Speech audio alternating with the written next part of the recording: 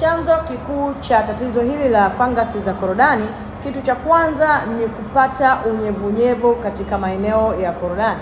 Kitu cha pili ni kuto kuosha vizuri au kuoga na kuacha majimaji au kuto kujifuta vizuri kabisa.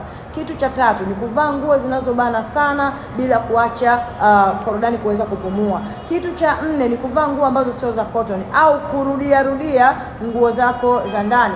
Kitu cha tano ni kupata fungus, maambukizi ya fungus katika namna ambavyo labda unajisaidia au namna ambavyo unakuwa uko katika eneo lako la haja kubwa, hivyo unashindwa kujisafisha vizuri, unajikuta muda mwingine umesafisha lakini bado umeshika korodani zako. Lakini kitu kingine ni uchafu wa kawaida, ambapo mwanaume anakuwa ameshika vitu vingi sana kwa muda labda mchana au jioni, lakini hajanawa mikono, hajaoga na bado anaendelea kushika korodani zake. Hiyo inaweza ikawa ni sababu mojawapo ya wewe kupata fangasi za korodani. Lakini la mwisho kabisa, na hili ndilo kubwa zaidi, kama una mwenza wako ambaye ana fangasi, hivyo kama unashirikiana naye, vyovyote vile korodani zinagusa maeneo kadha wa kadha ya mwanamke wako, hivyo unaweza kupata changamoto kubwa zaidi, na usipojitibia wewe na mwenza wako, basi inaweza kuhatarisha maisha na kupelekea, ikawezekana kupelekea kansa kabisa. Kama wewe ni mwanaume au mwanamke unasikiliza video hii, basi jitahidi sana kumshauri mwenza wako awe msafi katika korodani zake,